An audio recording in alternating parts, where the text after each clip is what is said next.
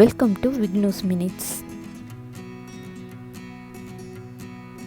இன்றைக்கி நாம் பார்க்க போகிற ரெசிபி சின்னவங்கள்லேருந்து பெரியவங்க வர விரும்பி சாப்பிடக்கூடிய முட்டைக்கறி தான். இந்த முட்டைக்கறியை எப்படி செய்யலான்னு வாங்க வீடியோக்குள்ளே போய் பார்க்கலாம். வீடியோக்குள்ளே போகிறதுக்கு முன்னாடி இது வரைக்கும் நம்ம விக்னூஸ் மினிட்ஸ் சேனலை சப்ஸ்கிரைப் பண்ணாதவங்க மறக்காமல் சப்ஸ்கிரைப் பண்ணிடுங்க. அது பக்கத்தில் இருக்க பெல் சிம்பிளையும் மறக்காமல் ப்ரெஸ் பண்ணிடுங்க. அப்போ தான் அடுத்தடுத்து போடுற இன்ட்ரெஸ்டிங்கான வீடியோ உங்களை வந்து சேரும்.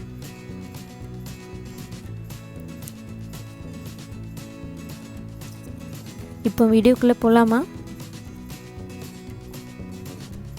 ஃபஸ்ட்டு முட்டையை வேக வச்சுக்கலாம்.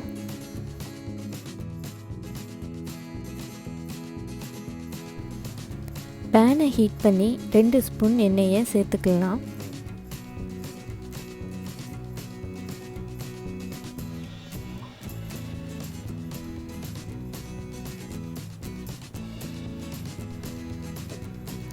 கால் ஸ்பூன் உப்பு சேர்த்துக்கணும்.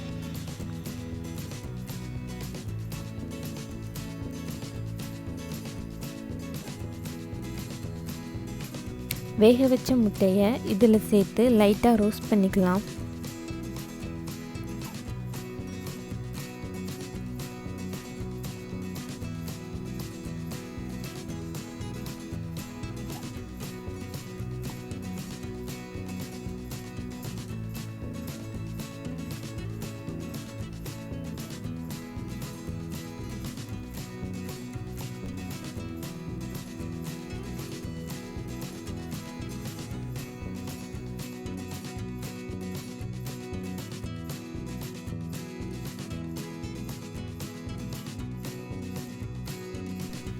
முட்டையை வறுத்தெடுத்த எண்ணெய் கூடவே 3 ஸ்பூன் எண்ணெய் சேர்த்துக்கலாம்.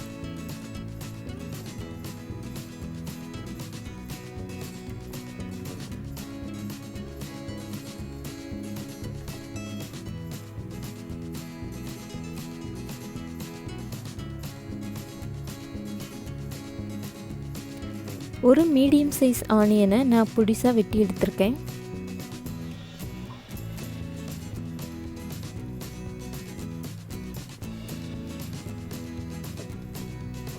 ஒரு மிளகாய் சேர்த்துருக்குறேன்.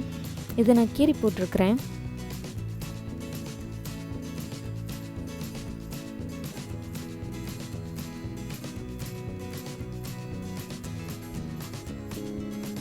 கால் ஸ்பூன் மஞ்சள் பொடி சேர்த்துருக்கேன்.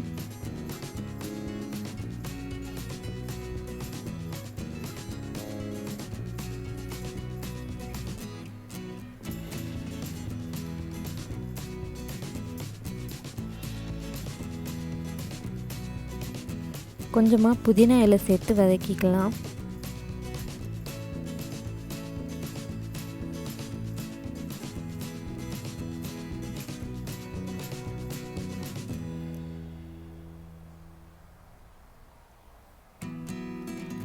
கிரேவிக்கு தேவையான மசாலாவை இப்போ அரைச்சி எடுத்துக்கலாம். தேங்காய் சேர்த்துருக்கேன். தேங்காய் அதிகமான கிரேவி வேணும்னா அதிகமாக சேர்த்துக்கோங்க, கம்மியாக வேணும்னா கம்மியாக சேர்த்துக்கோங்க. எனக்கு தேவையான அளவு நான் சேர்த்துருக்குறேன். தோல் நீக்கின இஞ்சி, 4 பல்லு பூண்டு,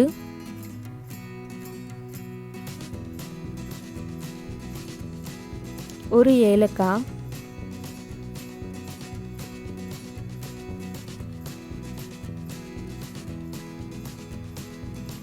ரெண்டு கிராம்பு,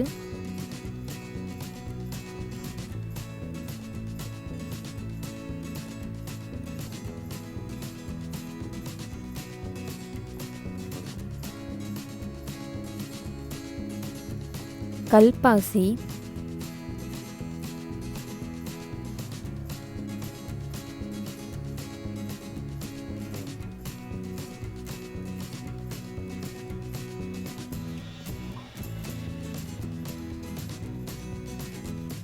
பட்டை,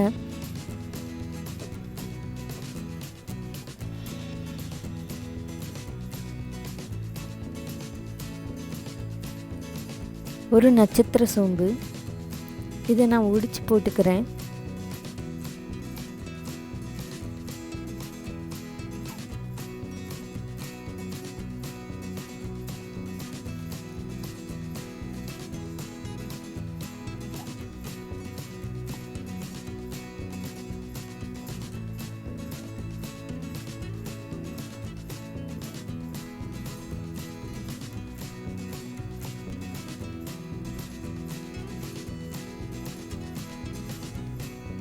கொஞ்சம் மிளகு எல்லாத்தையும் சேர்த்து மையாக அரைச்சிக்கலாம்.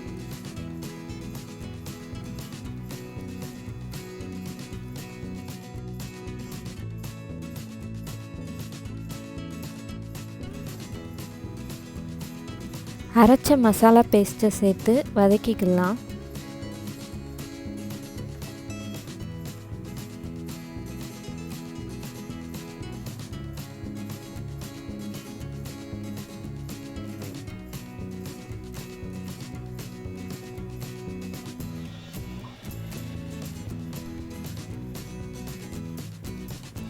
ஒரு ஸ்பூன் கொத்தமல்லி பொடி சேர்த்துருக்கேன்.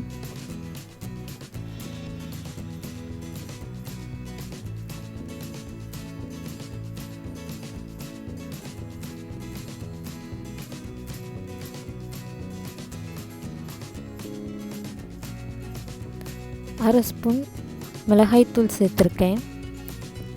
மிளகாய்த்தூள் சேர்க்கும்போது காரத்தை பார்த்து நீங்கள் சேர்த்துக்கோங்க.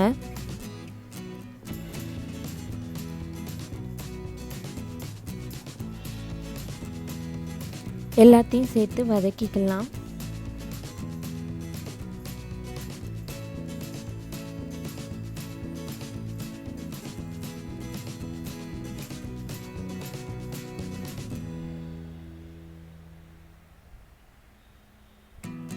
பத்து நிமிஷம் வேக வச்சுக்கலாம்.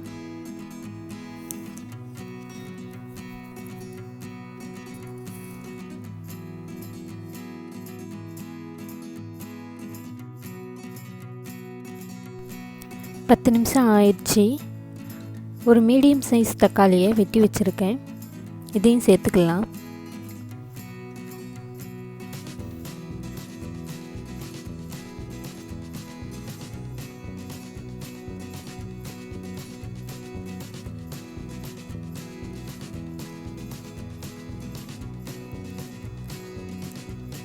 திரும்பியும் இதை 5 நிமிஷம் வேக வச்சுக்கலாம்.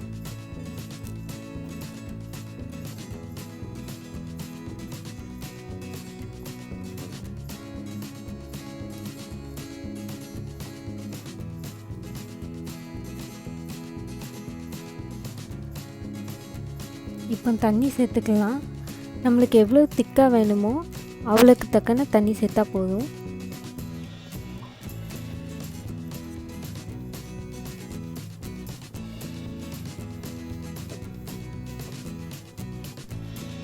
தேவையான அளவு உப்பு சேர்த்துக்கலாம்.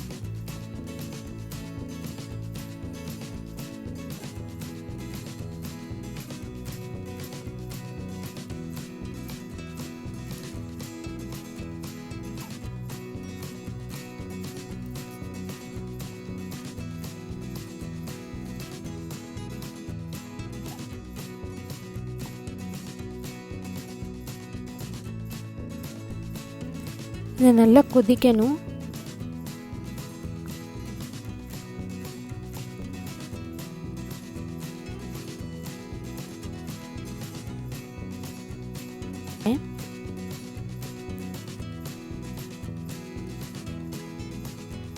நம்ம ரோஸ்ட் பண்ணி வச்ச முட்டையும் இதில் சேர்த்துக்கலாம்.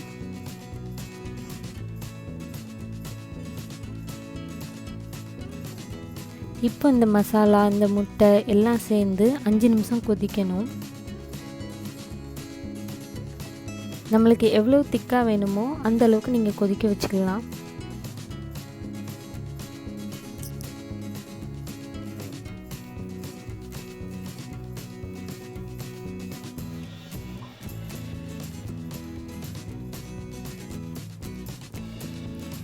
இப்போ சுவையான முட்டை கறி ரெடி ஆயிடுச்சு.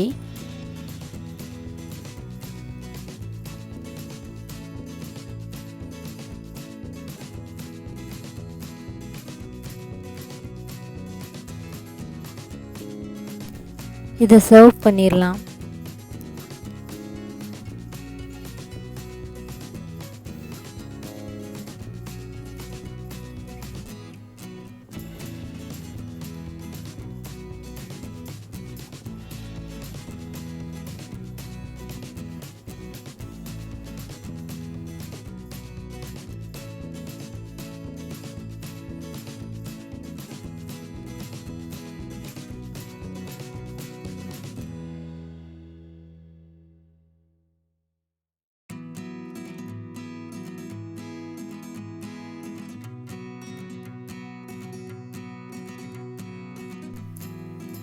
நீங்களும் இதை ட்ரை பண்ணி பார்த்துட்டு எப்படி இருந்ததுன்னு கமெண்ட்டில் சொல்லுங்கள்.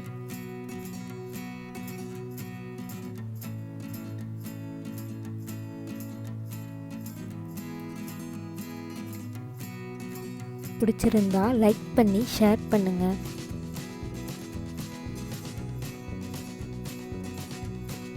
வேறு ஒரு இன்ட்ரெஸ்டிங்கான ரெசிபியோட அடுத்த வீடியோவில் பார்க்கலாம்.